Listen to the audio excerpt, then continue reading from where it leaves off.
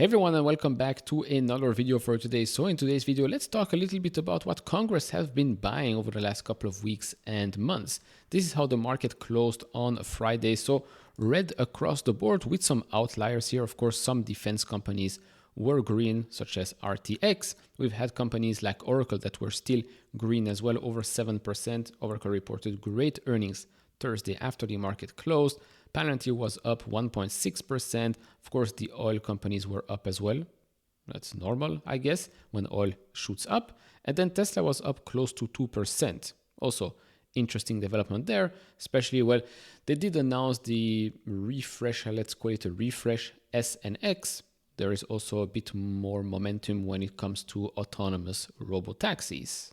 Oh, and one last thing, you might be wondering why Visa and MasterCards are down close to 5%. Well, Walmart and Amazon have said that they might be exploring launching their own stablecoins to bypass card fees and maybe banks as well. So you've got payment companies that are taking a hit on Friday, and then you've got the usual fintech companies that have also taken a hit. So the SoFis and the PayPal, the local as well. So let's talk about we might call it insider buying inside of Congress. In this video, if you enjoy this type of videos, hit all the buttons, especially the subscribe one. I really appreciate that. And if you want to support me even further, do check out the link down in the description and in the pinned comment to the top 10 best stocks to buy now, or go to full.com/investor. Thank you very much. All right, so representative politician number one is MTJ, or Marjorie Taylor Greene. So apparently, net worth estimated at $22.3 million. That's quite a lot. I mean, maybe we should all go into politics if that's how much we will be worth in the future. So there has been quite a lot of buying activity over the past couple of months. So these were the trades back in May that were filed back in May. So we've got here Eli Lilly, Amgen, Cardinal Health, United Health as well, Alphabet, the Hershey Company, Netflix, Nvidia, Meta, again, more United Health here, Chevron, even AMD. So the performance has been quite well for, I think, most of them, right? Eli Lilly is up 12% since, Amgen is up 11.5%, United Health 7.7%, Alphabet is up here a little bit more. I do want to take a closer look at Amgen here. So they discover, develop, manufacture, and deliver human therapeutics worldwide. It focuses on inflammation, oncology, hematology, bone health, cardiovascular disease, nephrology, and neuroscience areas. It is a company with a market cap of $60 billion, trading PE 26.7 times, and a forward one of 14.1 times. Year to date, the stock is up close to 14%. Over the past 3 years, if you look at the compound annual growth rate for revenue, has been 9%. If you look at the forward 2 years, that's only 3.6%, and EPS is only expected to grow around 4% or so. But margin-wise, this looks like a pretty good company, right? Gross profit margin 69.1%, EBITDA margin 46.1%, operating margin of 30%, and your free cash flow margin of 32%. That takes the last 12 months. So pretty good. The average analyst price target does sit at $314, whereas right now we're sitting at $295. And if you want to learn more about Amgen, you can of course use FinChat, great partner of the channel. Link is down in the description to get 15% off.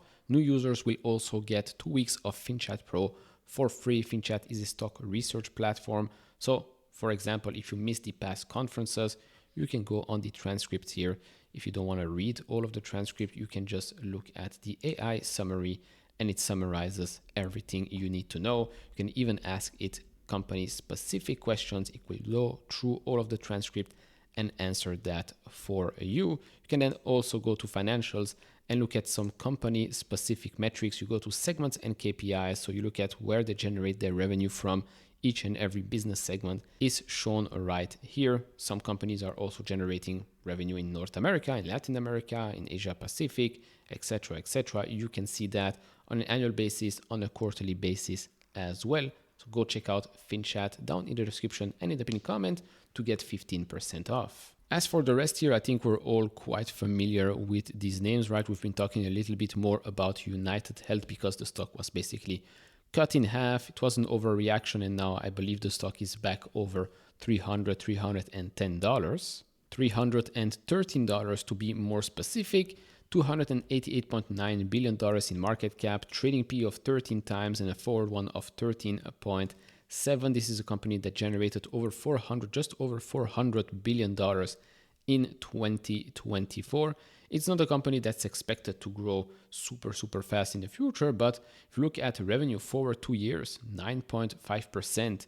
If you look at EPS, that's actually still expected to decrease 2.3%. Of course, guidance for this year, we will have to wait until the next earnings report. I believe that's July 29, where management will just give us a bit more information on what's going on with the company. And I do think that that date is going to be quite crucial. Moving on to politician number 2, and that's Markwayne Mullin. And here, estimated net worth of $65.6 million. Incredible. I'm telling you, we're all in the wrong industry. So what did he do? And this is very recent. June 11, that was filed, traded back in May, but this was filed June 11. So we've got here Adobe, Applied Materials, ConocoPhillips, CSX. So in the meantime, these are in the red. The other ones are in the green a little bit, especially L3Harris. L3Harris is now up 15%.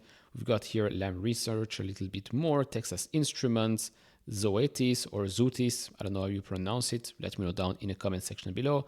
Some more Adobe here, Applied Materials. So let's actually have a look at Adobe, because I do believe that they reported earnings Thursday after the market closed. And let's also look at Applied Materials. So Adobe, despite beats across the board from what I've seen, the stock was down 5.3%, so we're back under $400 at the moment.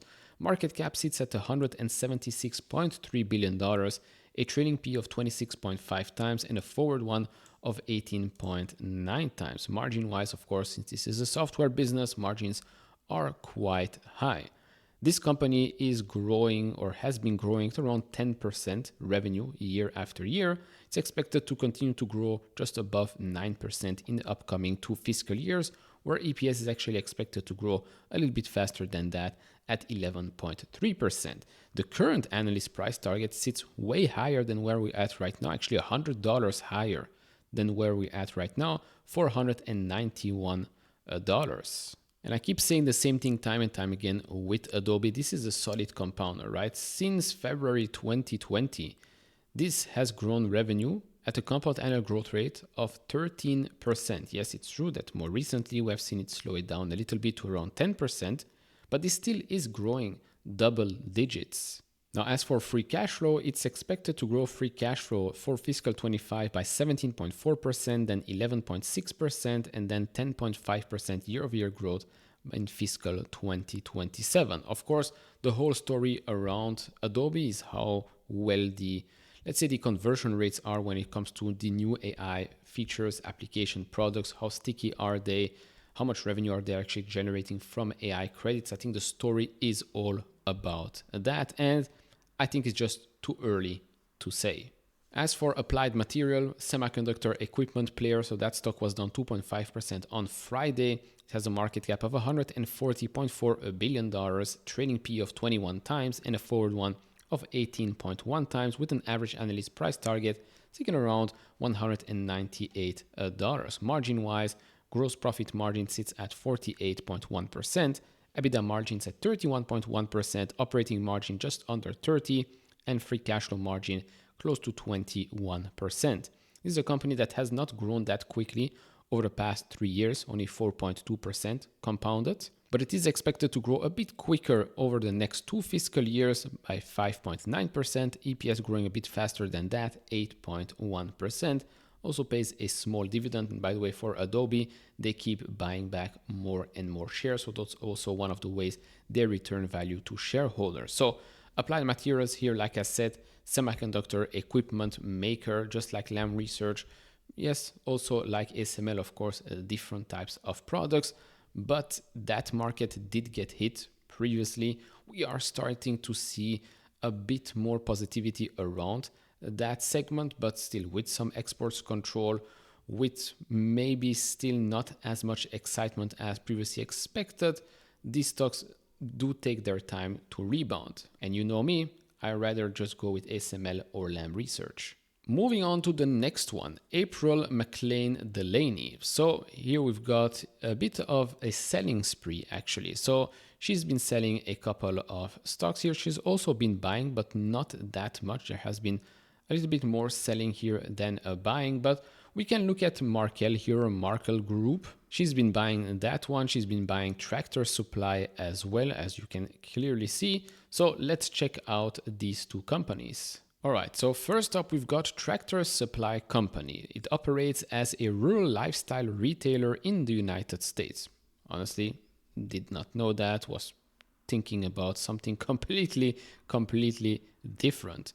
Now, this has a market cap of $27.4 billion, trading PE of 25.5 times, forward one 24.2 times, and an average analyst price target that sits quite close to where we're at right now, $54.3. Year to date, the stock is basically flat. It pays a small dividend with a yield of 1.7%. Margin-wise, 36.3% gross profit margin, EBITDA 12.8%, operating margin of 9.7%, and free cash flow margins of 4.1%.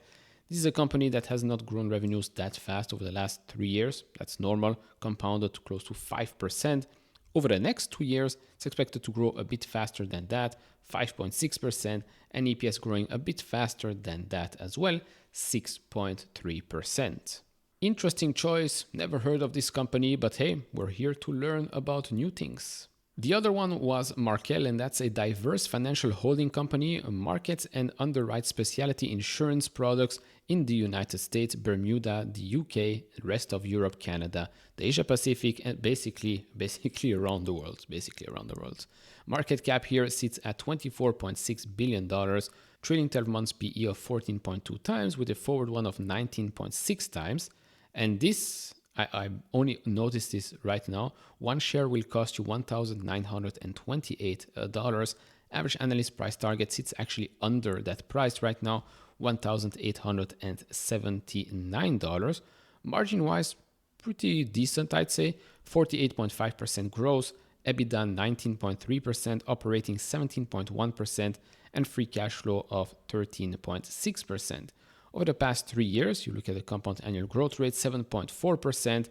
Now, if we look 2 years out, forward 2 years, actually decelerating, negative 1.4% growth, and EPS actually growing at 10%, so much faster on that front. Very interesting. Over the past 5 years, this has done very well. It has more than doubled over the past 5 years, and over the past 3 years, it is up closer to 50%. Moving on to Byron Donalds, estimated net worth $1.43 million. And here we have the most recent, stock activity. One is from Amphenol Corporation, and the other one has been a sale of new holdings. That's a shame. So I guess we'll only have to look at the first stock right here. You know my thoughts on new holdings. I like the company. I think it will do tremendous in the future. So Amphenol Corporation, a corporation together with its subsidiary, primarily designs, manufactures, and markets electrical, electronic, and fiber optic connectors in the United States, China, and internationally. It operates through 3 segments: harsh environment solutions, communication solutions, and interconnect and sensor systems. It has a market cap of $114.4 billion, trailing 12 months PE of 45.2 times, a forward one of 34.5 times. Currently, the average analyst price target basically sits at the price we're at right now, $92. Margin-wise, gross 34.4%, EBITDA 26.5%, operating margin of 22.3%, and free cash flow margin of 13.2%. It has been growing quite quickly, actually, over the past couple of years. Well, quite quickly. It's not growing at 30% or something, but revenue 3 years, compounded 13.6%. If we look at forward 2 years, 19.7%, and EPS expected to grow 24.6%. So definitely something to look maybe into. If you know more about this company or any other companies, do let me know down in the comment section below. Over the past year, this thing has gone up by around 35% or so. Over the past 3 years, it's up 190%. And over the past 5 years, it's up close to 290% with a big push in the last couple of months, as you can clearly see right here. Moving on to the next one, and that's Robert Bresnahan. I think I pronounced that name correctly. So here we don't really have to think much about, what does this company do? Because the latest one has been a purchase of NVIDIA shares. And then we also have here Tesla, we have Viva Systems, Agilent Technology. So maybe I'll look at Viva Systems. We also have here AbbVie. What else? Some AMD back in May. Some more companies that, to be honest, I have no idea what they do. Caterpillar has also been bought. But let's actually have a look at Viva Systems. And by the way, there might be some times where they don't purchase stocks straight away, but they actually purchase options. So Viva Systems right now at $280 after hours provides cloud-based software for the life sciences industry in North America, Europe, the Asia Pacific, the Middle East, Africa, and Latin America. I think this company reported earnings not that long ago, in the last week or so, because we can also see that the stock did jump quite a lot. So yeah, I think they reported earnings at the end of May. Year to date, the stock is up around 34%. Over the past 12 months, the stock is up over 50%, has a market cap of $46.1 billion, trailing 12 months PE of 61.3 times, forward one 37.6 times, average analyst price target sits at $291, so a bit higher than where we're at right now. Margin-wise, very high. Gross margin 75.5%, EBITDA margin of 28.4%, operating margin of 27%, and free cash flow margin of 41.5%. It has been growing revenue to around 14% or so over the last 3 years, each and every year that is, and it's expected to grow revenue forward 2 years 12.2% and EPS 12.3%. So quite interesting. It's not that cheap at all, but margin-wise, pretty high. So maybe another company we should maybe dig a little bit deeper. Moving on to the last two. So first up, we have here Tony White or Wheat. I don't know. I'm sorry if I butchered that name. So more recent buys have been Adobe back in May. Well, actually traded at the end of April, filed start of May. So Adobe, Kinsale, Lam Research actually sold Lam Research, and the stock is actually up 18.3% since. So yeah, not that great. So let's have a look at Kinsale.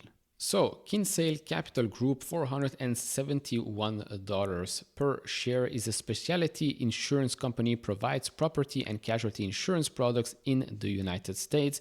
Over the past 5 years, the stock has done very well. It's up 200%. Year to date, the stock is up now around 4% or so. Over the past 12 months, it's up 21%. Has a market cap of just $11 billion, so not a huge insurance company. Trading PE 26.5 times, forward one 24.4 times, with an average analyst price target of $469, so a bit lower than when we're at right now. Gross margins 24.3%, EBITDA 32.2%, operating margin of 31.8%, and free cash flow margin 58.8%. If we look at how fast this company has been growing revenue, very fast. 33.7%, that's the compound annual growth rate revenue for the last 3 years. If we look at the forward two, slowing down quite a lot, 11.8%, but EPS is expected to grow a bit faster than that, 12.9%. Do you know this company? Are you holding Kinsale or any other insurance provider?